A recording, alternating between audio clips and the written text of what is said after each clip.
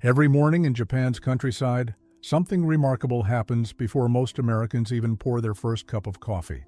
Elders in their 70s, 80s, even 90s step outside or stand by an open window and move through a quiet sequence that takes less time than brewing that coffee. No gym membership, no equipment, no strain. Just 5 deliberate movements passed down through generations, each one designed to wake up parts of your body that Western habits let fall asleep. And here's what nobody talks about. These aren't stretches in the way you've been told to stretch. They're something else entirely, something that addresses the exact mechanical breakdowns that make people over 60 shuffle instead of stride, that turn getting out of a chair into a negotiation, that make a simple stumble in the grocery store aisle turn into 6 weeks of recovery. The statistics tell a story most doctors won't put together for you. Among Americans over 65, 1 in 4 will fall this year. 1 in 4. That's not normal aging, that's preventable decline.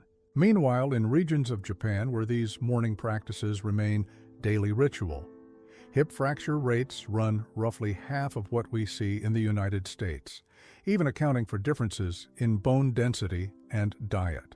The gap isn't genetic, it's behavioral.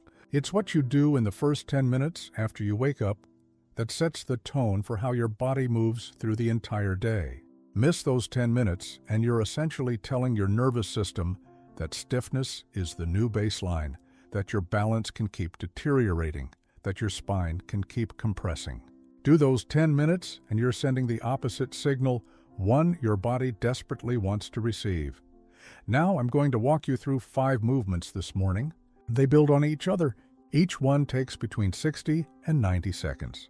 By the time we reach movement number 5, you'll understand why Japanese elders consider it non-negotiable, the one practice that if you did nothing else would still change how you age.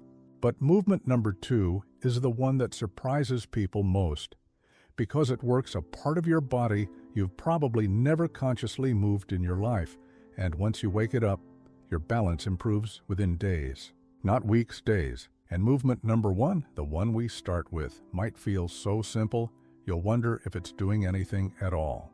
That's exactly why it works. It resets something Western exercise completely ignores. Before we go further, do me a favor. Drop a comment right now with just your age and where you're watching from. I'm curious how far this is reaching and whether you're already doing any morning movement practice or if this is new territory for you. Just age, location, quick yes or no on morning routine. That helps me understand who's here. Let's start with movement number 1. The Japanese call it Ashiyubi Taiso, which translates to toe exercise, but that name undersells what's actually happening. You're standing barefoot if possible, feet about hip-width apart. You're going to slowly lift just your toes off the ground while keeping the balls of your feet and heels planted. Hold that for 3 seconds. Then, press your toes back down and lift your heels, rising onto the balls of your feet for 3 seconds. Then back down, flat foot. You repeat this 10 times, slow and controlled. Toes up, hold down. Heels up, hold down. The whole sequence takes maybe 90 seconds. Now, why does this matter? Because the small muscles in your feet and the nerve pathways that run from your toes to your brain are the foundation of your balance system. After 60, most people lose what's called proprioception, your body's sense of where it is in space. You stop getting clear signals from your feet about the surface you're standing on, about shifts in your weight, about micro adjustments needed to stay upright. This exercise rewakes those pathways.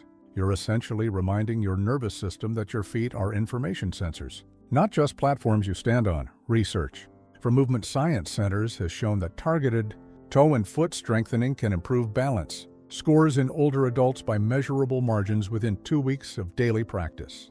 The mechanism is straightforward. More nerve activation in your feet equals better real-time feedback to your brain equals faster, more accurate balance corrections.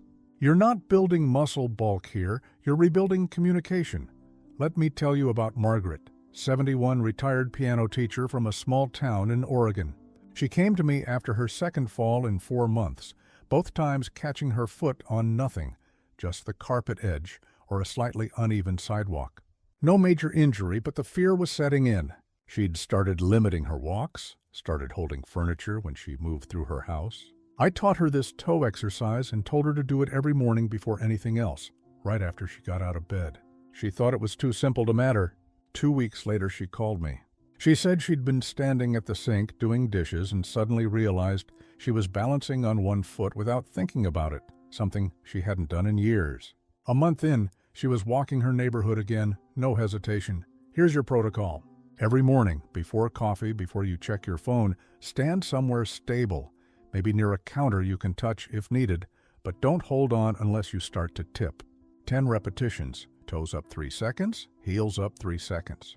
Barefoot is better because it increases the sensory feedback, but if you have neuropathy or foot pain, thin socks are fine. If balance is shaky, start with one hand lightly touching a wall. The goal is not to rush this. Slow and intentional beats fast and sloppy every single time. And here's the kicker. This first movement primes everything that comes next. You've just turned on your body's balance network. Now we're going to challenge it. Movement number 2 is the one that catches people off guard. It's called Koshi Mawashi, which means hip circling. But again, the name doesn't capture the full picture. You're still standing, feet hip width apart, hands on your hips. You're going to slowly circle your hips in one direction, making the biggest smooth circle you can without moving your feet or bending your knees much. Imagine you're stirring a giant pot with your pelvis. 5 circles clockwise, then 5 circles counterclockwise. Keep your upper body as still as possible. This is all happening at the hip joint. Why it matters. Your hips are the center of almost every movement you make.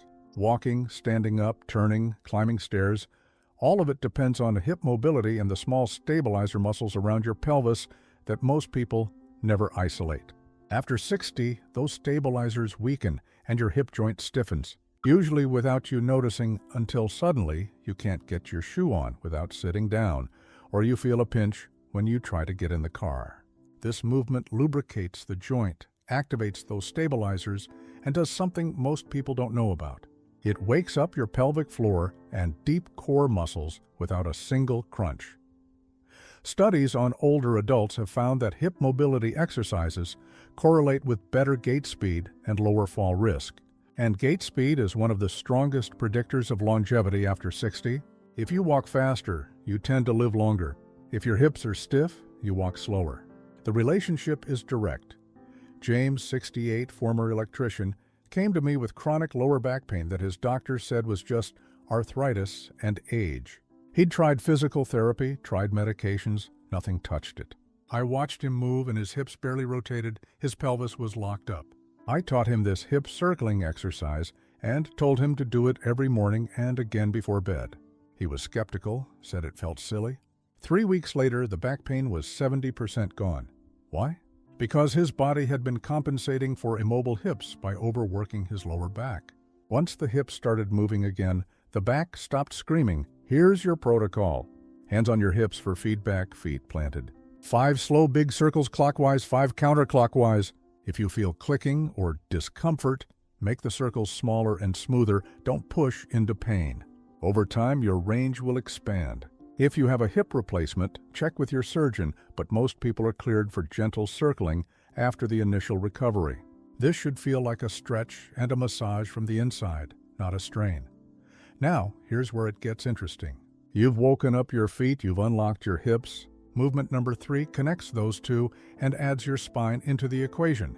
This one is called Nobashi to Karada Hineri, arm reach with torso twist.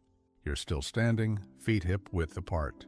Reach both arms straight out in front of you at shoulder height, palms facing each other. Now keep your hips and legs facing forward while you slowly twist your torso to the right, bringing your arms with you as far as comfortable. Hold for 2 seconds, feel the stretch through your mid-back and ribs. Return to center. Twist to the left, hold 2 seconds, return to center. Repeat 5 times each side. Why this matters. Your thoracic spine, the middle part of your back where your ribs attach, is designed to rotate. That rotation is essential for walking naturally, for reaching across your body, for looking over your shoulder when you back up the car. But most people over 60 have lost most of their thoracic rotation because they sit too much and move in too narrow a range.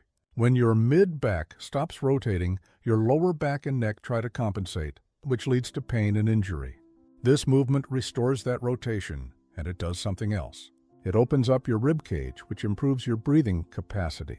Better breathing means better oxygen delivery, which means more energy and clearer thinking. Research into spinal mobility and aging has shown that maintaining thoracic rotation is linked to better functional independence and lower rates of chronic pain. The people who keep their spines mobile are the people who keep doing the activities they love. The ones who stiffen up are the ones who start saying they're too old for things they used to enjoy.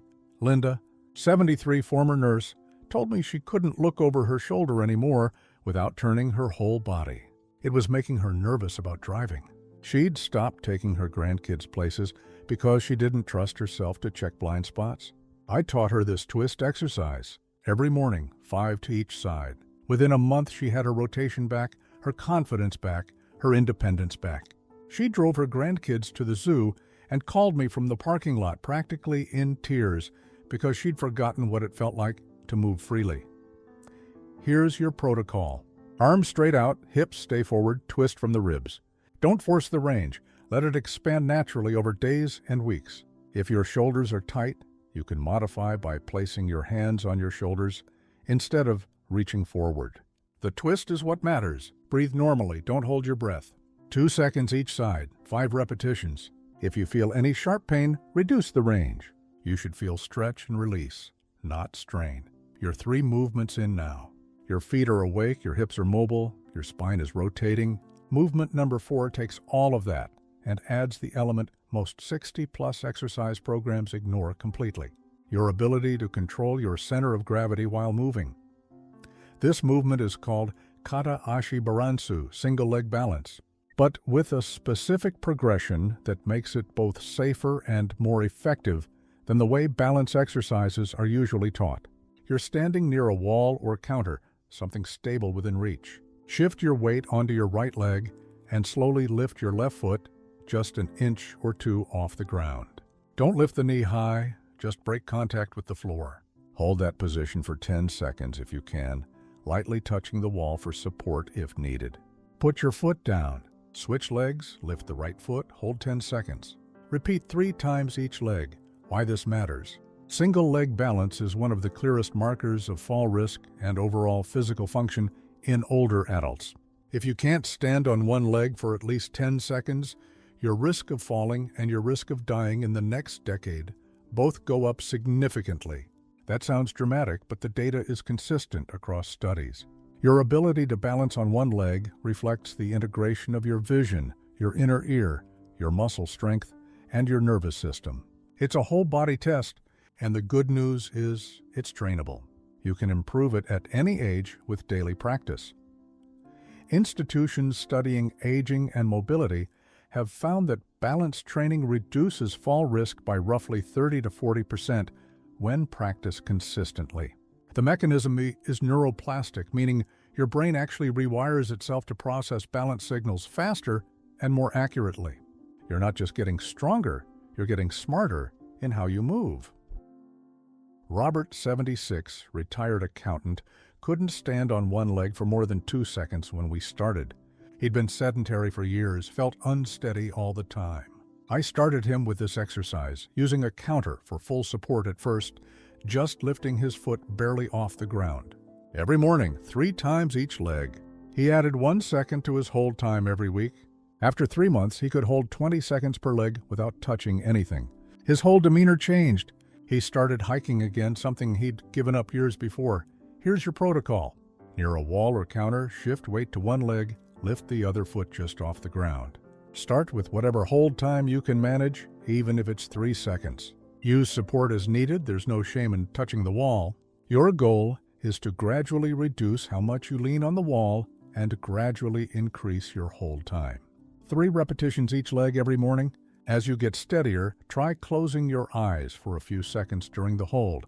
That's an advanced progression that really challenges your balance system. If you have severe balance issues or a history of frequent falls, do this only with someone nearby or consult a physical therapist first. Now, before we get to movement number 5, the one Japanese elders consider the most important.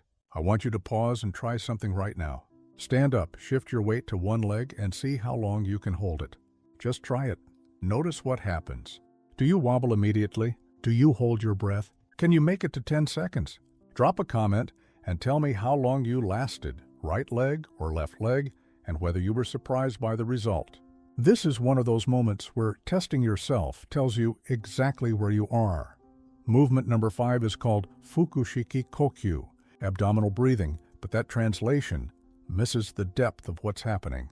This is the practice Japanese elders say they would do even if they did nothing else. It's done standing or sitting, and it's the only one of these movements that's not about mechanical motion. It's about breath and pressure and internal reset. Here's how you do it. Stand or sit comfortably, spine straight. Place one hand on your chest and one hand on your belly. Inhale slowly through your nose for a count of 4, directing the breath down into your belly so that the hand on your belly rises and the hand on your chest stays relatively still. Hold the breath gently for a count of 2. Then exhale slowly through your mouth for a count of 6, feeling your belly fall. Repeat this 6 times. Why does this matter more than any other movement? Because breath controls your nervous system, and your nervous system controls everything else. Most people over 60 breathe shallowly into their chest, which keeps their body in a low-grade stress state all day. Shallow breathing activates your sympathetic nervous system, the fight-or-flight system, which increases inflammation, raises blood pressure, disrupts sleep, and accelerates aging. Deep belly breathing activates your parasympathetic nervous system, the rest and repair system. It lowers your heart rate, reduces cortisol, improves digestion, enhances immune function, and literally changes your gene expression in ways that promote longevity. Large-scale research into breathing and health outcomes has demonstrated that slow, deep breathing practiced regularly can lower blood pressure as effectively as some medications, reduce anxiety and depression symptoms, and improve markers of cardiovascular health. The mechanism is direct. Deep breathing stimulates the vagus nerve, a major nerve that runs from your brainstem to your abdomen and regulates your rest and repair system. More vagus nerve activity equals better health across almost every system in your body. Let me tell you about Dorothy, 81, former librarian. She had high blood pressure, insomnia, constant anxiety. She was on 3 medications and still felt terrible. Her doctor mentioned stress management, but didn't give her tools. I taught her this breathing exercise and told her to do it every morning and every night before bed. 6 breaths, slow and deep. She said it felt strange at first, like she couldn't get enough air, but I told her to trust the process. 2 weeks in, she was sleeping better. A month in, her blood pressure had dropped 10 points. 3 months in, her doctor reduced one of her medications. She told me the breathing was the only thing she'd changed. 6 breaths twice a day. That's 12 intentional breaths out of the roughly 20,000 breaths she takes in a day, and it was enough to shift her entire physiology. Here's your protocol. 6 breath cycles, every morning after the first 4 movements, and again at night before bed. 4 count inhale through your nose, 2 count hold, 6 count exhale through your mouth. Hand on chest, hand on belly. Make sure the belly is doing the moving. If you feel lightheaded, you're breathing too fast or too deep, scale it back. This should feel calming, not dizzying. If you have COPD or other lung conditions, check with your doctor, but slow breathing is generally safe and often helpful. The key is the exhale being longer than the inhale. That's what activates the calming response. Now let's put this all together and talk about what you're actually doing every morning. You're spending less than 10 minutes total. 90 seconds for toe lifts, 90 seconds for hip circles, 90 seconds for torso twists, maybe 2 minutes for single leg balance, 2 minutes for breath work. That's 7 or 8 minutes. Before coffee, before the news, before your mind fills up with the day's demands. You're telling your body that it matters, that you're investing in its ability to carry you through the decades ahead. This isn't exercise in the way you've been taught to think about exercise. You're not burning calories, you're not building visible muscle. You're doing something more fundamental. You're maintaining the infrastructure that everything else depends on. Your balance, your mobility, your breath, your nervous system. Let those degrade, and it doesn't matter how much you walk or what you eat, your quality of life suffers. Keep those systems tuned and you stay independent, capable, confident. The Japanese have a concept called yojo-kun, which roughly translates to the cultivation of health and life. It's the idea that longevity isn't about adding years to your life. It's about adding life to your years. These 5 movements are yojo-kun in practice. They're not about living longer for the sake of a number. They're about living better for the sake of living. And here's what nobody tells you about aging. The decline people call inevitable is mostly negotiable.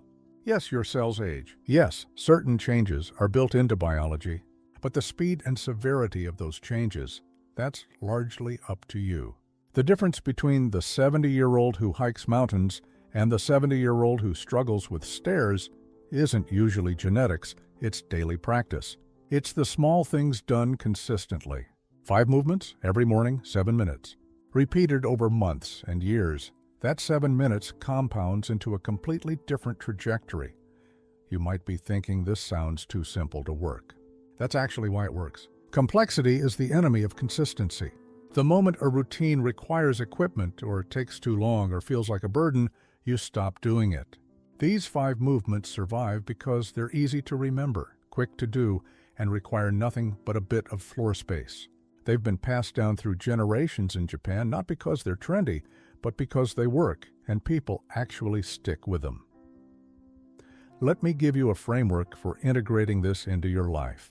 For the first week, just do the movements in whatever order feels natural, focusing on learning the patterns. Don't worry about perfection. Week 2, establish a trigger, something you already do every morning that will remind you. For most people, it's right after getting out of bed or right after using the bathroom. Link the movements to that existing habit. Week 3, add the evening breath work before bed if you haven't already. Week 4, start noticing what's changing. How does your balance feel? Are you moving more freely? Is your breathing deeper during the day? If you miss a day, don't spiral. Just start again the next morning. The goal is not perfection, it's repetition. Over time, these movements stop being something you have to remember and start being something your body craves. You'll feel off on the rare day you skip them. Now, let's talk about progressions because your body will adapt and you'll want to keep challenging it. For the toe lifts, once 10 repetitions feel easy, slow down the tempo. Take 5 seconds for toes up and 5 seconds for heels up. Or try doing them with your eyes closed, which dramatically increases the balance challenge. For the hip circles, expand the size of the circles over time and eventually try doing them standing on one leg, which turns it into a serious stability exercise. For the torso twists, once your range improves, add a slight side bend at the end of each twist to open up the lateral muscles. For the single leg balance, progress to longer holds, then add small movements like reaching your arms overhead or slowly moving the lifted leg forward and back. For the breath work, you can extend the counts, maybe 5 in, 3 hold, 8 out, but never at the expense of feeling calm. These progressions aren't necessary for the benefits, but they're available if you want them. The basic 5 movements, as I've described them, will serve you for decades without modification. Let's address some common concerns. What if you have arthritis? These movements are generally safe and often helpful for arthritis because gentle movement lubricates joints and reduces stiffness. If something hurts, reduce the range or skip that movement and consult a doctor. What if you've had surgery, hip or knee replacement, spinal fusion? Most of these movements are cleared after standard recovery periods, but check with your surgeon. What if your balance is really poor? Start with full support, both hands on a counter, and just go through the motions. Progress will come. What if you have neuropathy and can't feel your feet well? The toe lifts are especially important for you, and doing them near a wall for safety is smart. The movement itself can sometimes improve sensation over time. One more thing. These movements are designed for solo practice, but they're even better with a partner. If you live with someone, do them together. It builds accountability, and it's a quiet way to start the day as a team. If you live alone, consider calling a friend at the same time each morning and doing the movements together over the phone. Sounds old-fashioned, but it works. The deeper truth here is that these 5 movements are a form of respect. Respect for the body that's carried you this far. Respect for the decades ahead. Respect for the incremental, unglamorous work that makes those decades rich instead of restricted. Western culture loves the dramatic, the intense, the transformative weekend workshop. Japanese culture honors the small daily ritual. Both have their place, but when it comes to aging well, the Japanese approach wins. 7 minutes every morning, 5 simple movements practiced with attention and consistency. That's the path. So here's what I want you to do. Tomorrow morning, before you do anything else, try all 5 movements. Just once through. Notice how your body feels. Notice your balance, your breath, your sense of ease or restriction. Then do it again the next morning. And the next, give it 2 weeks. If after 2 weeks you don't feel any different, if your balance hasn't improved, if your movement hasn't opened up, then these practices aren't for you. But I'd bet money that won't be the case. I'd bet that 2 weeks in, you'll feel steadier. A month in, you'll move more freely. 3 months in, you'll wonder how you ever started your day any other way. This is aging navigated, not feared. This is maintenance that feels like meditation. This is how you stay the person who says yes to life instead of the person who says their body won't let them. 5 movements, 7 minutes. Every morning. The Japanese elders have been telling us this for generations. Maybe it's time we listened. Which of these 5 movements are you going to try first? And what's the one physical challenge you're hoping it helps with? Drop a comment and let me know.